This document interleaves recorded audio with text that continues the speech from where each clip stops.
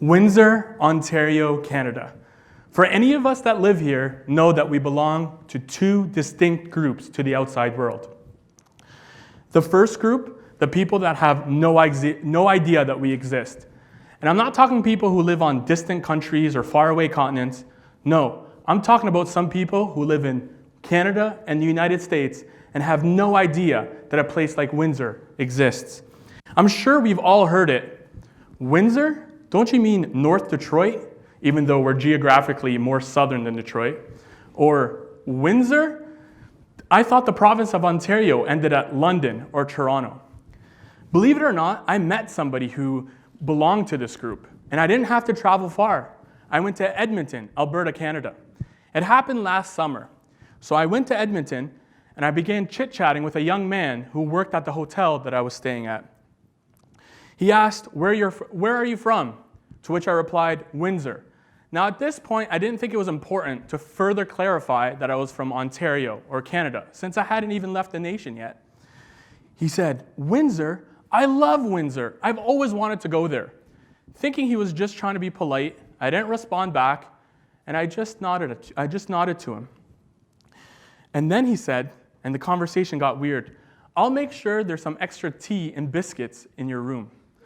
Again, not trying to be rude, I just nodded to him and did not respond. As he was giving me my room key, he said, just one more question. How long have you lived in England for? I mean, it can't be that long. You don't even have an accent. No, Windsor, Ontario, Canada. He's like, are you sure? Are you sure you're not from Windsor, England? You know, home of the Windsor Castle, where the Queen lives?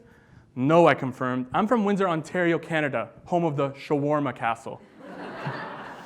The second group of people are the ones that do know that we exist, but always offer sympathy or pity every time they hear where we're from. I'm sure anybody who's ever traveled outside of Windsor has experienced what I like to call the sympathy head tilt. It goes like this. They ask, where are you from? You respond, Windsor. Oh, sympathy head tilt. And then they reassure you, you know, Toronto's only a 4-hour drive. The Detroit border is right there. It's no secret that Windsor is not always perceived as this great place to live. In fact, there are people who have lived their entire lives here who have almost nothing positive to say about our community. But is that okay? Does it really matter? I argue yes. And most importantly, I would argue that these perceptions and attitudes can change and that we can lead ourselves towards a successful society. Now, this phenomenon of not being proud of your community is not specific just to Windsor. No. There are people scattered all across the globe who belong to different cities, towns, who are not so proud of their communities and have more negative than positive to say. Now, before I continue, I have to make a very important point. There's no such thing as the perfect community. There's no area of the world that is absent of all shortcomings. But despite this, I think Windsor is a great place to live. There is no place I would rather live than Windsor, Ontario, Canada. And despite our problems, I have nothing but pride and hope. Pride that we are doing some things very, very well, and hope that we are taking certain initiatives and we are leading the right direction to success. So what do we do about a community that's plagued with negativity? What can we do about community members who are pessimistic, and can we transform the lack of pride into optimism and hope? And more specifically, what can we do as individuals? Do we really have the capacity to spread and maintain positive change? These are some very difficult questions, and I don't think there's one answer that can cure all the problems of every community everywhere. But I would argue that there's universal concepts.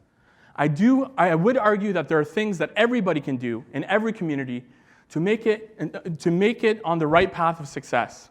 I like to call these the 3 Ps. The 3 Ps of a successful community.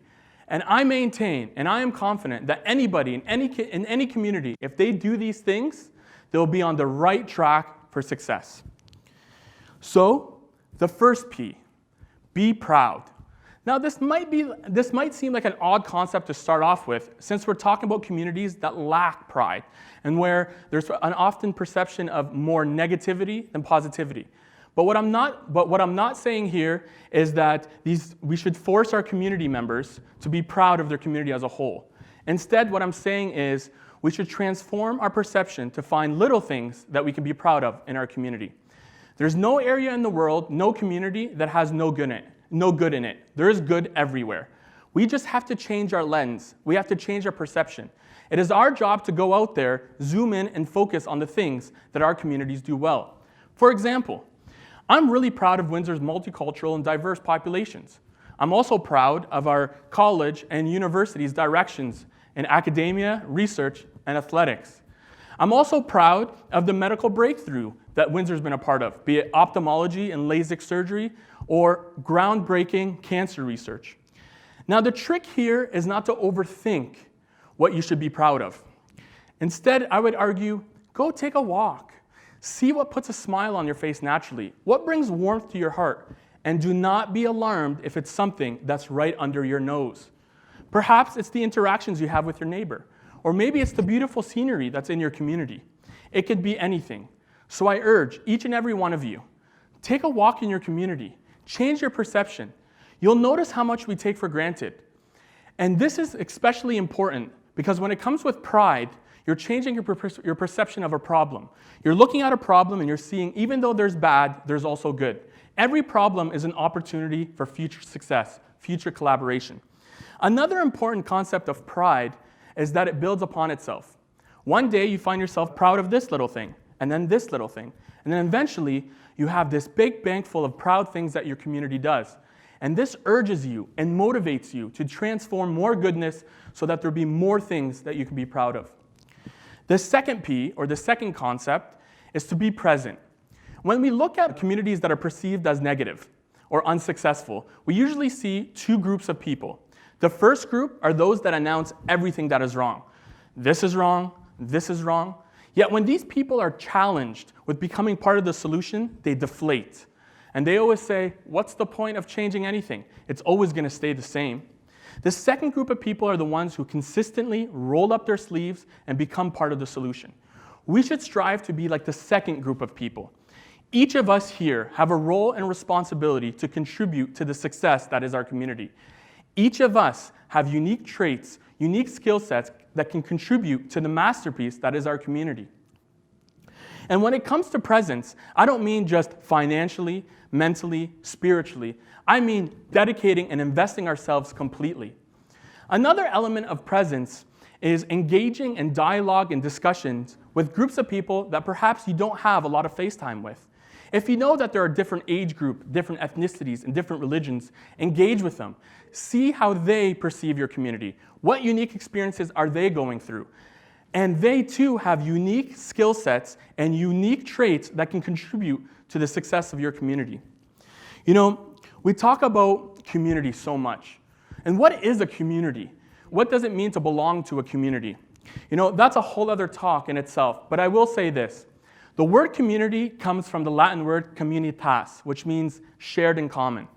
And through common presence and through collaboration, we can overcome the shortcomings and the problems of our society and arrive at the destination of success, where we can share it in common. The third and final P is to be positive. I left this one to be the last one because I would deem it the most important. Because your attitude is the most important element in any action that you perform. And this is especially important when it comes to community involvement and enhancement. Because sometimes progress takes a long time. Sometimes outside forces deflate your balloon of success. But despite this, you should always remain positive. It's kind of like when I was talking about pride. You have to change your perception. You have to change the way you look at things. You have to remember every shortcoming is an opportunity for collaboration and future success. It's like they say, the only thing more contagious than measles is a positive attitude. So infect your friends, infect your family members, get as much people as possible to have a positive attitude. Because if you have a positive attitude, 50% of any problem you're dealing with is eliminated. And the great thing about having a positive attitude is it's free. It doesn't have an age requirement. You don't have to belong to a certain group of people. Instead, it's just something that you feel and becomes contagious. Anytime I talk about pride or being proud of your community, I remember the trip that I took to Peru a couple years back in my second year of university. So myself and 19 other University of Windsor students traveled to Latin America to assist in the building of an elementary school.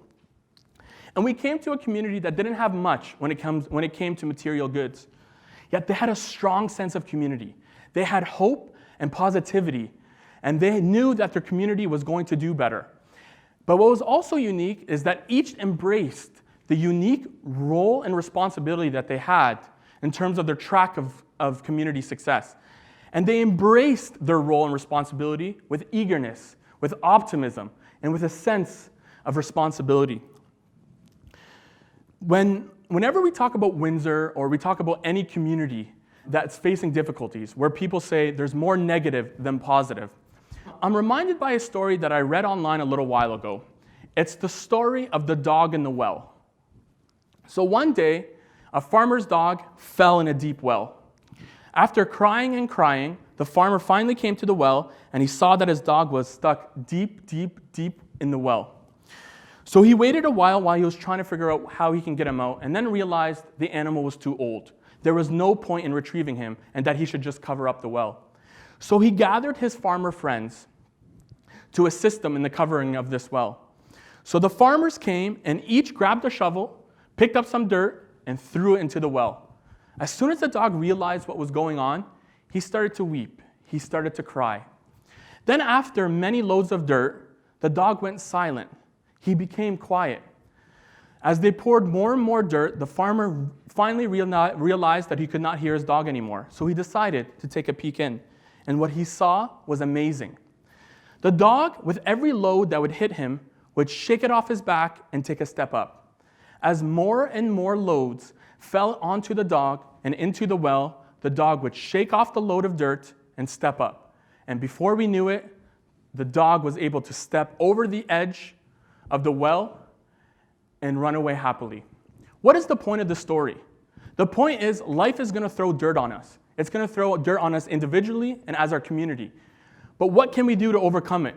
We must shake off the dirt. We must overcome our deepest wells by shaking all the dirt off and never stopping. Because if we stop, we let the dirt accumulate and then we become stuck. And together, we can overcome any limitation, any shortcoming, and anything that life might throw at us. You know, earlier in my speech, I announced that I do think it's very important to have pride and be proud of your community. And I did say that if your community is in process of becoming better, that you should be a part of that process. You should contribute in any way that you can. The reason why I think it's so important is because I believe that belonging to a community is a natural phenomenon. Just like we seek water, we seek food, and we seek air, we seek to belong to a community. And just as we strive for good air, good water, and good food, we seek to belong to a good and successful community. And as we enrich each of our respective communities, what we do is we enhance the global community, the most important community, the one each and every one of us belong to, the community of humanity.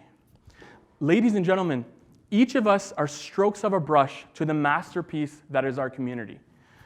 The community that is my masterpiece is Windsor, Ontario, Canada, and I'm consistently trying my best to make it better. What's your masterpiece look like? And what are you doing to make it better? Thank you very much.